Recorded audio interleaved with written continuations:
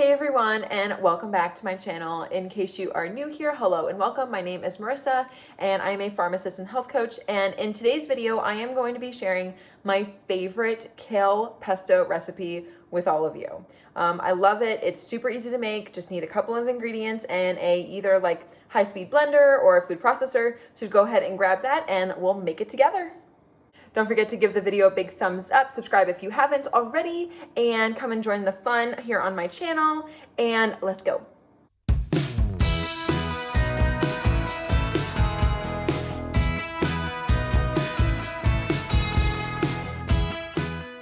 So in today's recipe, I'm going to be using a food processor. I just find it's the easiest for me. I don't think my blender is all that great. I really could upgrade and get like a really high speed, like powered blender, but I haven't done that yet. So anyways, we're gonna be going with the food processor, but I've got a bunch of dinosaur kale here. I've got some parsley that is kind of getting on an age, but it'll be perfect for this recipe. If you ever have any like spinach or just like leftover greens or something that kind of just need to like get used up right away, then like the dark leafy kind, then I would just recommend throwing it into this pesto and you won't even notice it's there. It's a perfect way to use it and not waste any of the food that you spent your hard-earned cash on.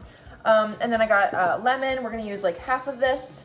And then we've got some garlic. I got 2 cloves here. We're going to use some olive oil, and that's the one I used. And I've got some cheese. You can use Parmesan cheese. This is Pecorino Romano, which is my personal favorite. Either one would work, but if you are vegan or dairy-free or whatever, then you don't have to add that in there. But otherwise, there you go. So I'm just gonna give the greens a quick wash, and then we are going to start cooking this.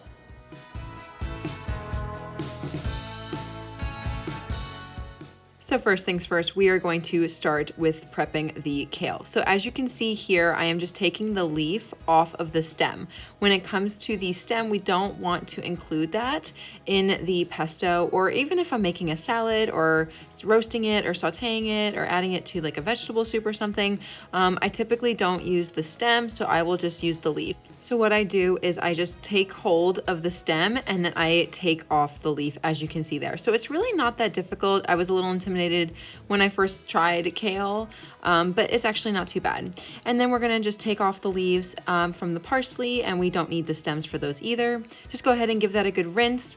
Kale is an interesting vegetable. A lot of times if you were using spinach or something, I really wouldn't be massaging it like I am right there, because it's more of a more delicate leaf. But kale is actually a bit more hardy, and I find that when I do massage it, it kind of breaks it down a little bit and makes it a little easier to eat and more palatable. So anyways, I just gave that a good like little massage while I rinsed it, and now we're going to put it in a liquid measuring cup, and we're going to use 2 cups packed of our greens here, and that would be for any other type of kale or spinach or whatever else you want to use in this recipe. Basil also would work really well too, but anyways, so we're gonna go ahead and take our 2 cups, and once we go over to the food processor, we're gonna start adding all of our ingredients at this point. So as you can see, I just put in the 2 cloves of garlic. So after you take the peel off, I just gave it like a quick rough chop. It does not have to be super perfect because the food processor is gonna do most of the work for us today. And now we're gonna add in the kale and parsley mixture here. So I'm only adding about 1 cup or half of that in there at a time, just to kind of help it break down so it's not super full, because I find that if I add 2 cups of the greens all at once, then it's a little harder to get it to break down. So anyways, I just grab like a rubber spatula, and every once in a while I'll give it a stop, push it around, make sure everything is getting evenly combined, and then I'll go ahead and just let it keep blending.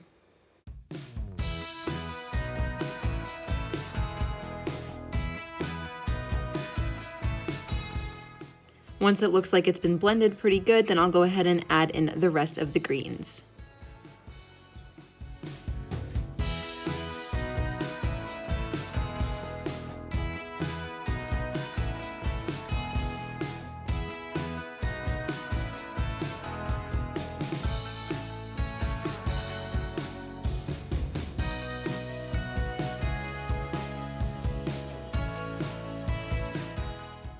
So once those greens have been blended, we're gonna add in the rest of the ingredients. So I'm gonna add in the juice from half of a lemon. You can add some of the lemon zest if you can remember, but you don't have to. But anyway, go ahead and add that in and make sure that you don't include any of the seeds in the pesto. Then we're gonna add in a dash of salt and pepper. Then go ahead and put the lid back on and then take off the little top part so that we can add in the olive oil while the food processor is blending all of our ingredients together.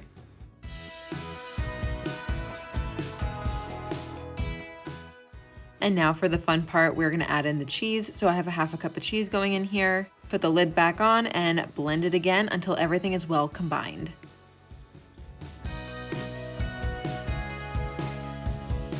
Okay, so as soon as the pesto is done, which mine is, I do recommend giving it a quick taste, see if there's anything else you need to add, you know, such as more salt or pepper, because everything kind of is based off of your own taste buds. But once you like the flavor, you can go ahead and carefully remove the blade, which is what I'm doing right now. And I'll just put this straight in the sink, hang on.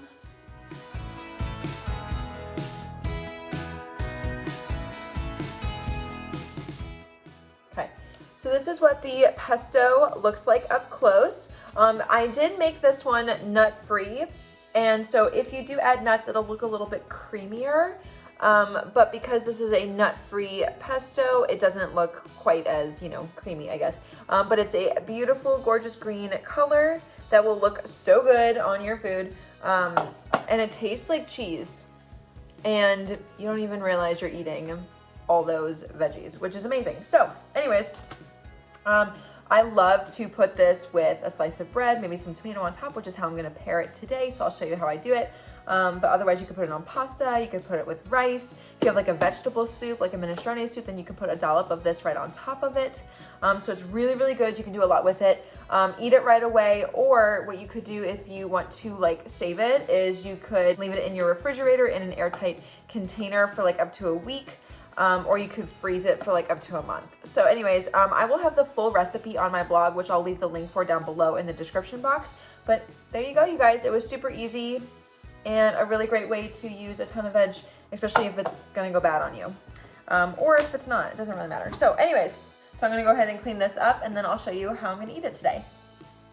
So like I just mentioned, my all-time favorite way of eating pesto is with some tomato on a piece of like toasted sourdough bread. So anyways, I'm just cutting up this gorgeous looking tomato.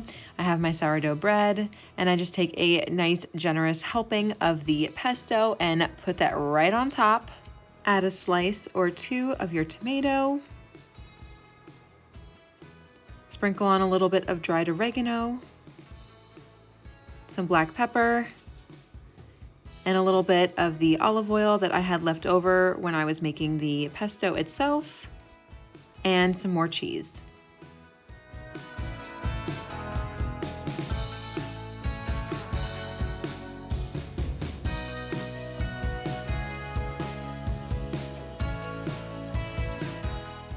You guys, it is done. I'm so excited. I'm hungry and it smells amazing. So I took some photos, which you'll see on the video, but that is what it looks like. Don't drop. Okay, that is what it looks like, and it's very important. I'm hungry, so I'll give you guys a little taste test, and then I'm gonna go and enjoy this and have lunch. So ready? Cheers.